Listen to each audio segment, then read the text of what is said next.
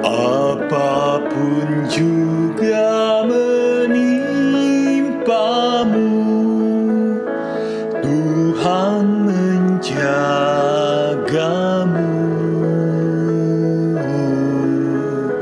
Naungan kasih-Nya pelindungmu, Tuhan menjagamu.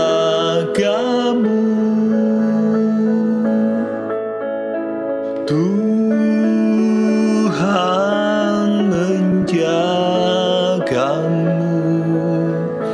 waktu tenang atau tegang. Ia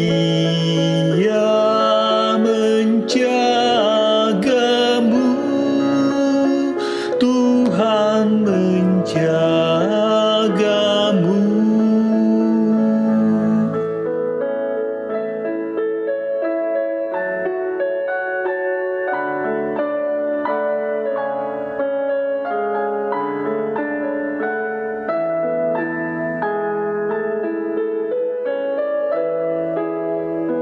Bila menanggung beban berat, Tuhan menjagamu.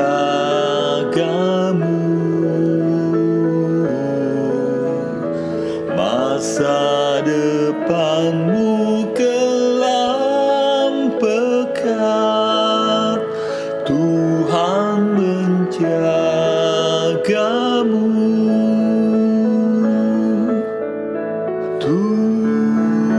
Tuhan menjagamu waktu tenang atau tegang. Ia menjagamu, Tuhan menjagamu.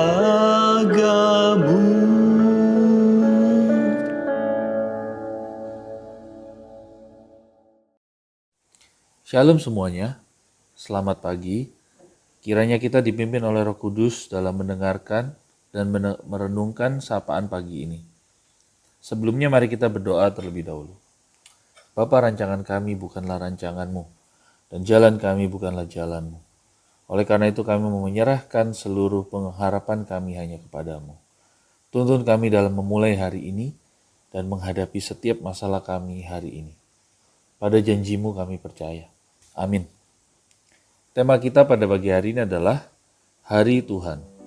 Seperti tertulis dalam perikop nats yang terambil dari 2 Petrus, pasalnya yang ketiga, ayat 1 hingga 18. Namun pagi ini saya hanya akan membacakan untuk kita semua dari ayatnya yang ke-9 saja. Begini bunyi firman Tuhan.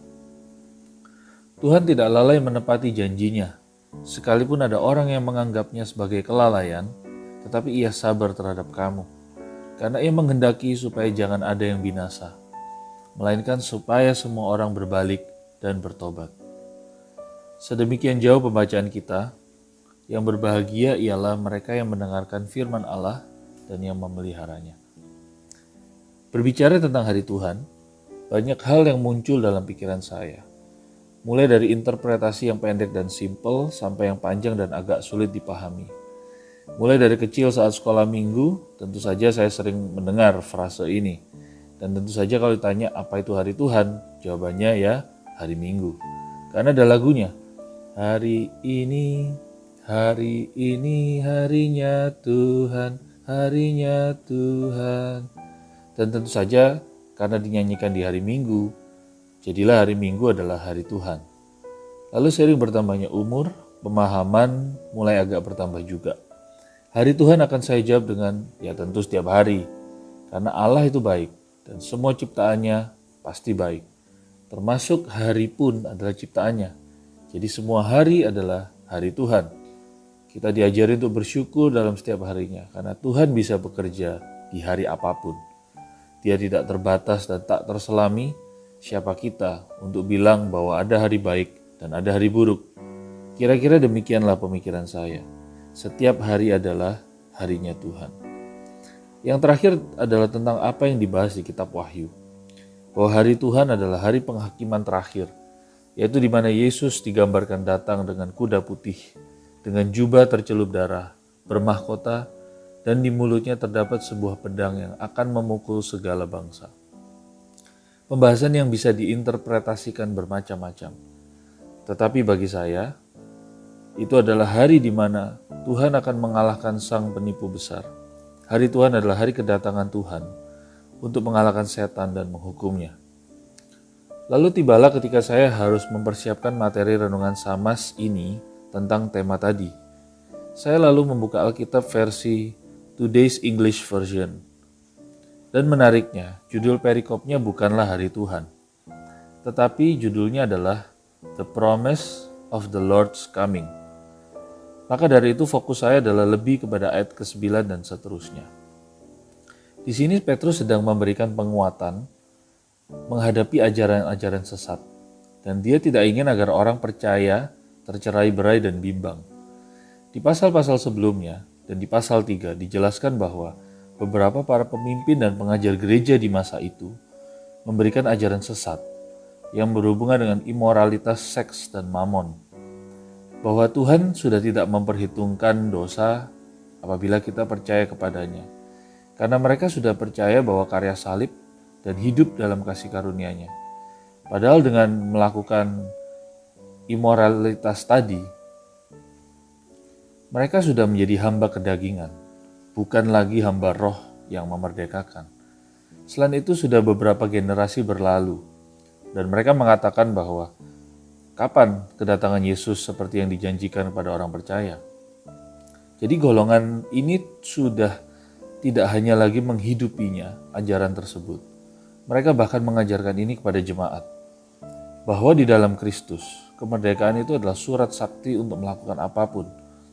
Bahkan disebutkan golongan ini cocok dengan apa yang dikatakan dalam peribahasa, anjing kembali lagi ke muntahnya, dan babi yang mandi kembali ke kubangannya. Bagaimana dengan hari-hari kita saat ini? Apakah kita sedang diajarkan hal yang serupa? Atau bahkan kita sendiri adalah pelaku ajaran tersebut? Apabila 2000 tahun yang lalu, mereka sudah terekspos dengan kekejian semacam ini. Bagaimana dengan zaman sekarang? Zaman yang dimana pusatnya adalah kita sendiri sebagai manusia. Di mana keinginan daging kita menjadi pusat semuanya. Dan kita bebas melakukan apa saja sesuai ego kita. Lakukan apa saja karena hidup ini cuma sekali. Natur daging kita memang seperti itu. Tanpa sadar, kita lupa bahwa kita seharusnya mengasihi Allah dan sesama kita. Dunia yang kita tempati bukanlah dunia yang setiap harinya semakin baik, tetapi adalah dunia yang semakin jauh dari kasih. Lalu bagaimana sikap kita seharusnya sebagai orang percaya? Pilihan itu ada pada kita. Akankah kita menjadi hamba kedagingan atau kita menjadi hamba roh? Bisakah kita menjadi hamba keduanya seperti pengejek-pengejek di zaman Petrus tadi? Tentu kita harus tahu apa pilihan kita. Bahwa kita seharusnya memilih untuk setia kepada Allah yang tidak akan membiarkan kekejian berkuasa. Seperti pada kisah banjir besar dan kisah Sodom dan Gomora, di mana Allah sanggup untuk memusnahkan siapapun yang melakukan kekejian terhadap Allah dan umatnya. Justru Allah tidak lalai, Allah menepati janjinya, dan Ia selalu memberikan kesempatan dan pilihan agar umatnya bertobat. Tetapi selalu manusia memilih apa yang menjadi keinginannya. Allah yang selalu sabar memberikan setiap generasi kesempatan untuk bertobat dan berpaling dari cara-cara dunia. Yang titik kulminasinya ada pada karya salib Yesus yang memberikan keselamatan. Agar barang siapa yang percaya kepadanya tidak binasa, namun beroleh hidup yang kekal. Jadi maukah kita percaya pada janji Allah? Janji yang di ayat 13 dikatakan bahwa Ia akan memberikan kebenaran versinya, di mana tidak ada lagi yang akan merekayasa kebenaran untuk kepentingan dirinya sendiri dengan mengorbankan orang lain. Sampai pada hari itu tiba, marilah kita tinggal di dalam rumahnya, di mana ada kasih karunia dan keselamatan. Kasih yang membuat kita mengasihi Tuhan dan sesama, bukan diri kita sendiri. Mari kita berdoa. Bapa, kami percaya pada janji-Mu. Pimpin kami selagi kami masih ada di dunia yang sekarang kami tempati. Engkau sajalah yang membuatnya indah bagi kami, karena kami adalah anak-anak-Mu yang Engkau sayangi. Amin.